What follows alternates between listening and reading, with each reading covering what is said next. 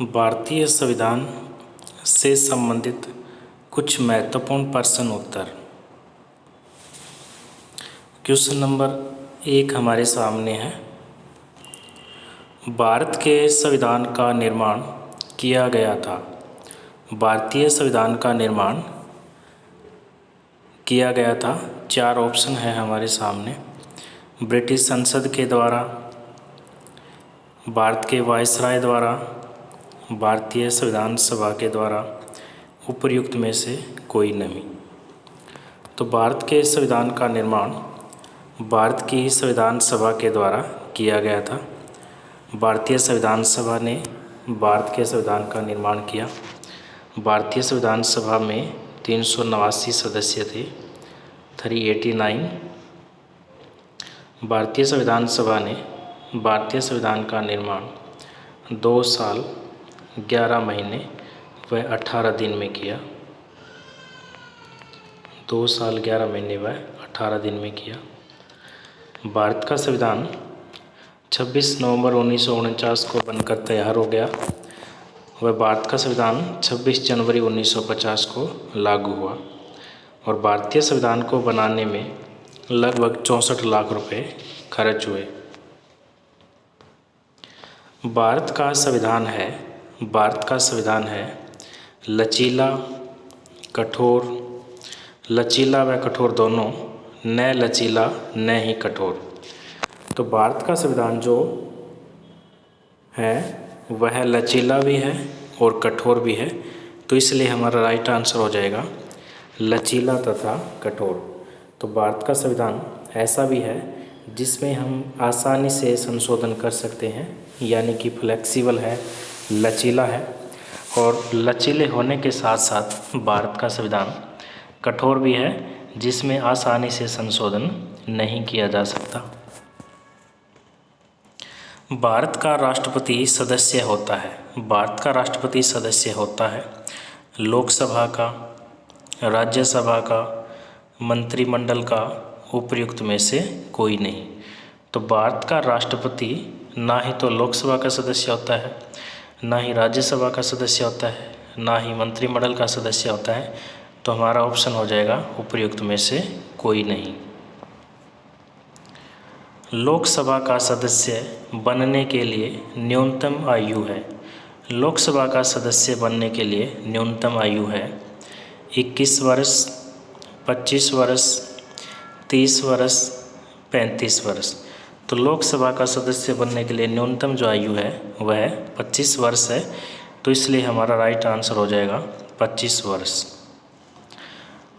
लोकसभा जो है वो संसद का अस्थायी सदन है, टेम्परेरी हाउस है। लोकसभा का कार्यकाल जो है वो 5 वर्ष है और लोकसभा को 5 साल से पहले राष्ट्रपति के द्वारा भंग किया जा सकता है आर्टिकल 85 के तहत। लोकसभा में अधिकतम 552 सदस्य हो सकते हैं। 552 सदस्यों में से 550 सदस्य निर्वाचित व 2 सदस्य मनोनीत होते हैं। संविधान का संरक्षक कौन है? संविधान का संरक्षक कौन है? विधानपालिका, कार्यपालिका, न्यायपालिका, उपर्युक्त में से कोई नहीं। तो संविधान का जो संरक्षक है वह सुप्रीम कोर्ट है, न्यायपालिका है, जुडिशरी है। सुप्रीम कोर्ट संविधान का संरक्षक है, न्यायपालिका।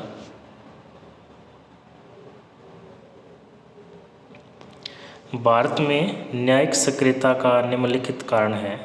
भारत में न्यायिक सक्रियता का निम्नलिखित कारण है सरकार का कमज़ोर होना, भ्रष्टाचार, विधानमंडलों में अनुशासनहीनता, उपर्युक्त सभी। तो भारत में न्यायिक सक्रियता का जो कारण है वो तीनों ही है। तो इसलिए हमारा ऑप्शन हो जाएगा उपर्युक्त सभी।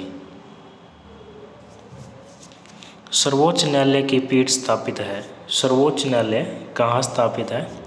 मुंबई में, कोलकाता में, नई दिल्ली में, चेन्नई में। तो सर्वोच्च न्यायालय जो है वो नई दिल्ली में स्थापित है।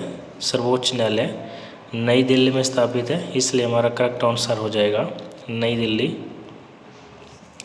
भारतीय संविधान की मसौदा समिति में कितने सदस्य थे? भारतीय संविधान की मसौदा समिति में कितने सदस्य थे? 10, 11, 7, 8। तो भारतीय संविधान की मसौदा समिति में सदस्यों की संख्या 7 थी। मसौदा समिति को प्रारूप समिति भी कहते हैं, मसौदा समिति को पांडुलिपि समिति भी कहते हैं, पांडुलिपि समिति भी कहते हैं। मसौदा समिति को ड्राफ्टिंग कमेटी भी कहते हैं, ड्राफ्टिंग कमेटी भी कहते हैं। मसौदा समिति की स्थापना 29 अगस्त 1947 को हुई। भारतीय संविधान की जो मसौदा समिति है उसमें कुल 7 सदस्य थे। मसौदा समिति के अध्यक्ष डॉक्टर भीमराव अंबेडकर थे।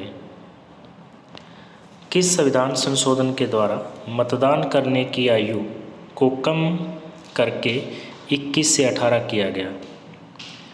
59वें संविधान संशोधन के द्वारा, 60वें संविधान संशोधन के द्वारा, 61वें संविधान संशोधन के द्वारा, 62वें संविधान संशोधन के द्वारा। तो संविधान में जो मतदान की आयु 21 से 18 की गई है वह संशोधन 61वां सा, तो इसलिए हमारा करेक्ट आंसर हो जाएगा 61। 61वें संविधान संशोधन के द्वारा मतदान करने की आयु जो है वो 21 वर्ष से घटाकर 18 वर्ष की गई। कौन सा अनुच्छेद कानून के समक्ष समानता की बात करता है? अनुच्छेद 17, अनुच्छेद 16, अनुच्छेद 15, अनुच्छेद 14। तो कानून के समक्ष समानता की बात जो है वो आर्टिकल 14 करता है, तो इसलिए हमारा करेक्ट आंसर हो जाएगा आर्टिकल 14। राष्ट्रपति अपना इस्तीफा किसे सौंपता है? राष्ट्रपति अपना इस्तीफा किसे देता है? भारत के मुख्य न्यायाधीश को, लोकसभा अध्यक्ष को, भारत के उपराष्ट्रपति को, राज्यसभा के अध्यक्ष को। तो राष्ट्रपति जो है वो अपना इस्तीफा भारत के उपराष्ट्रपति को देता है और भारत का उपराष्ट्रपति अपना इस्तीफा राष्ट्रपति को देता है। जब भी राष्ट्रपति का पद खाली हो जाता है तो उसको उपराष्ट्रपति संभालता है। उपराष्ट्रपति राज्यसभा का पदेन सभापति होता है। उपराष्ट्रपति एकमात्र ऐसा व्यक्ति होता है जो उस सदन का सदस्य नहीं होता लेकिन अध्यक्ष होता है। तो भारत के उपराष्ट्रपति को राष्ट्रपति अपना इस्तीफा देता है। लोकसभा के सदस्यों की अधिकतम संख्या कितनी हो सकती है? तो लोकसभा के सदस्यों की अधिकतम संख्या 545, 547, 550, 552। तो लोकसभा के सदस्यों की अधिकतम संख्या जो है वो 552 हो सकती है। 552 सदस्यों में से 550 सदस्य निर्वाचित और 2 सदस्य मनोनीत होते हैं। सर्वोच्च न्यायालय के न्यायाधीशों की सेवानिवृत्ति की आयु क्या है? 60 वर्ष, 61 वर्ष, 62 वर्ष, 65 वर्ष। जो सुप्रीम कोर्ट के जो न्यायाधीश हैं उनकी सेवानिवृत्ति की आयु जो है वो 65 वर्ष है और हाई कोर्ट के जो न्यायाधीश है उनकी सेवानिवृत्ति की आयु 62 वर्ष है। तो इसलिए हमारा करेक्ट आंसर हो जाएगा 65 वर्ष। भारतीय संविधान सभा के अध्यक्ष कौन थे? भारतीय संविधान सभा के अध्यक्ष कौन थे?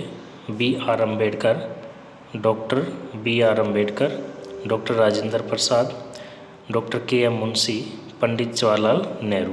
तो संविधान सभा के जो स्थायी अध्यक्ष हैं वो डॉक्टर राजेंद्र प्रसाद थे, जो कि 11 दिसंबर 1946 को स्थायी अध्यक्ष बनाए गए थे डॉक्टर राजेंद्र प्रसाद को, और 9 दिसंबर 1946 को डॉक्टर सच्चिदानंद सिन्हा को अस्थायी अध्यक्ष बनाया गया था पहले मीटिंग में।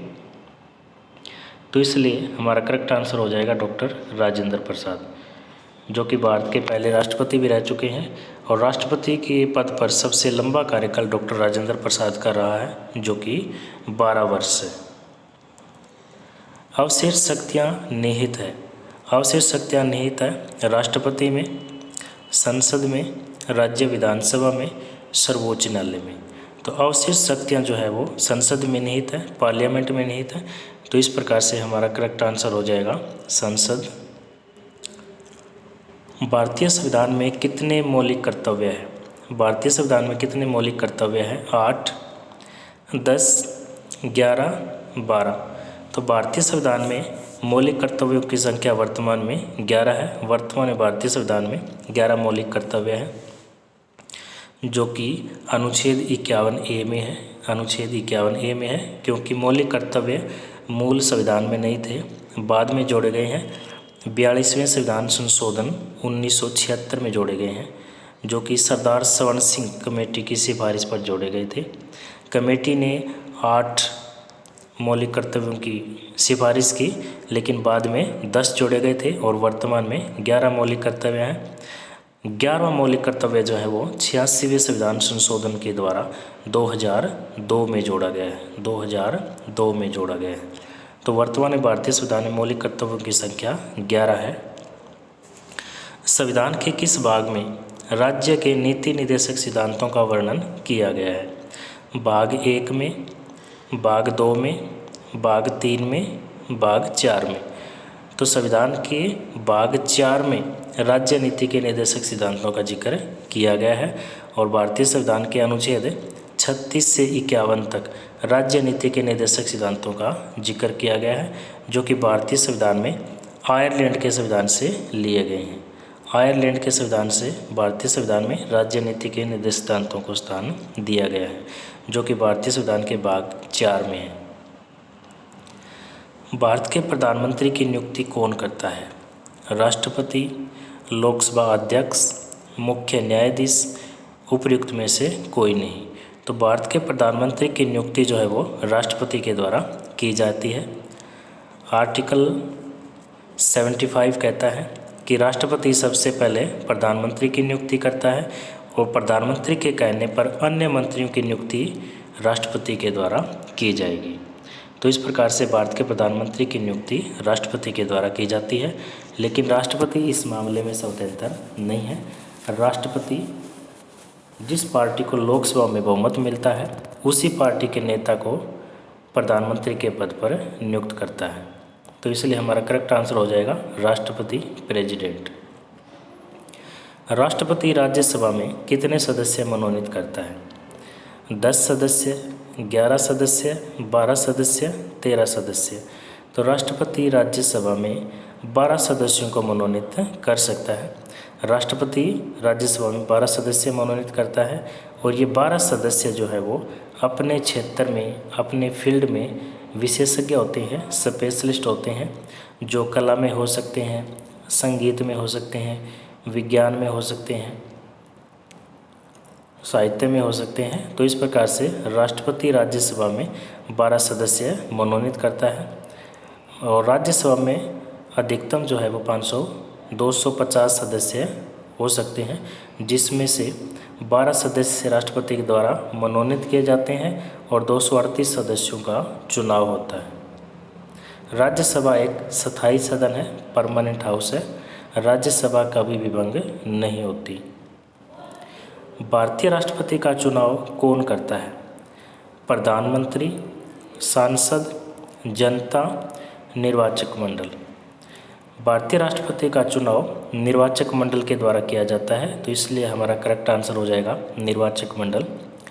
निर्वाचक मंडल में राज्यसभा, निर्वाचक मंडल में राज्यसभा, लोकसभा, राज्यसभा, लोकसभा, विधानसभा के निर्वाचित सदस्य भाग लेते हैं, मनोनीत सदस्य भाग नहीं लेते। तो राष्ट्रपति का चुनाव जो है वो निर्वाचक मंडल के द्वारा, निर्वाचक मंडल में राज्यसभा, लोकसभा, विधानसभा के निर्वाचित सदस्य भाग लेते हैं। इसके अलावा राष्ट्रपति का जो चुनाव है वो एकल संक्रमणीय मत प्रणाली के द्वारा होता है। इसके साथ साथ आनुपातिक प्रतिनिधित्व प्रणाली के द्वारा राष्ट्रपति का चुनाव होता है। तो इसलिए हमारा करेक्ट आंसर हो जाएगा निर्वाचक मंडल। नीति निर्देशक सिद्धांत कौन से अनुच्छेद के अनुसार न्याय संगत नहीं है? अनुच्छेद 36, अनुच्छेद 37, अनुच्छेद 38, अनुच्छेद 39। तो नीति निर्देशक सिद्धांत जो है वो न्याय संगत नहीं है। आर्टिकल 37 के अनुसार, आर्टिकल 37 के अनुसार नीति निर्देशक सिद्धांत जो है वो न्याय संगत नहीं है, लेकिन जो मौलिक अधिकार है वो न्याय संगत है। वाद विवाद योग्य है। मौलिक अधिकारों के संदर्भ में वाद विवाद किया जा सकता है यानी कि न्याय संगत है, लेकिन नीति निर्देशक सिद्धांतों के संदर्भ में वाद विवाद नहीं किया जा सकता यानी कि ये न्याय संगत नहीं है आर्टिकल 37 के अकॉर्डिंग। इसलिए हमारा करेक्ट आंसर हो जाएगा आर्टिकल 37। राज्यसभा का अध्यक्ष कौन होता है? राष्ट्रपति, उपराष्ट्रपति, प्रधानमंत्री, लोकसभा का स्पीकर। तो राज्यसभा का जो अध्यक्ष है वह उपराष्ट्रपति होता है, वाइस प्रेसिडेंट होता है। उपराष्ट्रपति राज्यसभा का पदेन सभापति होता है। उपराष्ट्रपति राज्यसभा का पदेन सभापति होता है। पदेन सभापति से हमारा अभिप्राय है किसी व्यक्ति को पद प्राप्त होने के कारण जो पद मिलता है तो उसे हम पदेन सभापति कहते हैं। तो उपराष्ट्रपति राज्यसभा का पदेन सभापति होता है। कौन सा संविधान संशोधन पंचायती राज व्यवस्था से संबंधित है? 72वां संविधान संशोधन, 73वां संविधान संशोधन, 74वां संविधान संशोधन, 75वां संविधान संशोधन। तो पंचायती राज से संबंधित जो संविधान संशोधन है वह 73वां संविधान संशोधन है। 73वां संविधान संशोधन पंचायती राज से संबंधित है। इसके तहत 11वीं अनुसूची जोड़ी गई है। 11वीं जो अनुसूची है वो पंचायती राज से संबंधित है। 73वां संविधान संशोधन पंचायती राज से संबंधित है। 11वीं अनुसूची में पंचायती राज के 29 विषयों का जिक्र किया गया है। 74वां संविधान संशोधन जो है वो नगर पालिका से संबंधित है, जिसमें 12वीं अनुसूची जोड़ी गई है, जिसके तहत 12वीं अनुसूची जोड़ी गई है और 12वीं अनुसूची में नगर पालिका के 18 विषयों का जिक्र किया गया है। तो इस प्रकार से पंचायती राज से संबंधित जो हमारा संशोधन है वह 73वां संविधान संशोधन है। इसलिए हमारा करेक्ट आंसर हो जाएगा 73वां संविधान संशोधन। भारतीय संविधान के कौन से अनुच्छेद के द्वारा संविधान में संशोधन किया जा सकता है? अनुच्छेद 352 के तहत, अनुच्छेद 356 के तहत, अनुच्छेद 360 के तहत, अनुच्छेद 368 के तहत। तो भारतीय संविधान में भी संशोधन किया जा सकता है और भारतीय संविधान में बहुत सारे संशोधन हुए हैं। भारतीय संविधान में संशोधन अनुच्छेद 368 के तहत किया जा सकता है। आर्टिकल 368 के तहत भारतीय संविधान में संशोधन किया जा सकता है। अनुच्छेद 368 में भारतीय संविधान में संशोधन की 2 प्रक्रियाओं का जिक्र किया गया है और हम भारतीय संविधान में कुल 3 प्रकार से संशोधन कर सकते हैं। संसद के साधारण बहुमत के द्वारा संशोधन, संसद के 2/3 बहुमत के द्वारा संशोधन, संसद के 2/3 बहुमत और आधे राज्यों के विधानमंडल के द्वारा संशोधन। अनुच्छेद 352 जो है वो राष्ट्रीय आपात से संबंधित है, नेशनल इमरजेंसी से संबंधित है। जब भी युद्ध, बाहरी आक्रमण या शस्त्र विद्रोह के कारण राष्ट्रपति जो है आर्टिकल 352 के तहत राष्ट्रीय आपात की घोषणा कर सकता है। और अनुच्छेद 356 जो है वो राष्ट्रपति शासन से संबंधित है। राष्ट्रपति को जब संविधान की मशीनरी असफल हो जाए या राज्य का प्रशासन जो है संविधान के अकॉर्डिंग चलाना संभव ना हो, तब राष्ट्रपति अनुच्छेद 356 के तहत राष्ट्रपति शासन की घोषणा कर सकता है। अनुच्छेद 360 जो है वो वित्तीय आपात से संबंधित है। अगर भारत की हमारी जो वित्तीय साख संकट में है, आर्थिक मंदी आने की संभावना है, तब राष्ट्रपति अनुच्छेद 360 के तहत वित्तीय आपात की घोषणा कर सकता है। वित्तीय आपात अब तक भारत में एक बार भी नहीं लगा है। राज्यसभा के सदस्यों का कार्यकाल होता है 2 वर्ष, 3 वर्ष, 5 वर्ष, 6 वर्ष। तो राज्यसभा के सदस्यों का जो कार्यकाल है वो 6 वर्ष होता है। राज्यसभा का कोई कार्यकाल नहीं होता, बल्कि राज्यसभा के सदस्यों का कार्यकाल होता है जो कि 6 वर्ष है। और चूँकि राज्यसभा जो है एक स्थायी सदन है, राज्यसभा एक स्थायी सदन है, इसलिए प्रत्येक 2 साल के बाद राज्यसभा के 1/3 सदस्य जो है वो रिटायर हो जाते हैं। तो इस प्रकार से राज्यसभा के सदस्यों का कार्यकाल जो है वो 6 वर्ष है। संविधान के किस भाग में मौलिक कर्तव्यों का वर्णन किया गया है? भाग 2 में, भाग 3 में, भाग 4 में, भाग 4A में। तो मौलिक कर्तव्यों का जिक्र भारतीय संविधान में भाग 4 ए में किया गया है और अनुच्छेद 51 ए में किया गया है। भारतीय संविधान में मौलिक कर्तव्य जो है वो हमने रूस के संविधान से भारतीय संविधान में लिए हैं। रसिया से हमने मौलिक कर्तव्य लिए हैं। मौलिक कर्तव्य आरंभ में भारतीय संविधान में नहीं थे, बाद में जोड़े गए हैं। 42वें संविधान संशोधन 1976 के द्वारा जोड़े गए। निम्नलिखित में से न्यायिक सक्रियता का साधन है। न्यायिक पुनर्निरीक्षण, मौलिक अधिकार, न्यायाधीशों द्वारा निर्मित कानून, उपर्युक्त सभी। निम्नलिखित में से न्यायिक सक्रियता का साधन है तो सभी है, इसलिए हमारा ऑप्शन हो जाएगा उपर्युक्त सभी।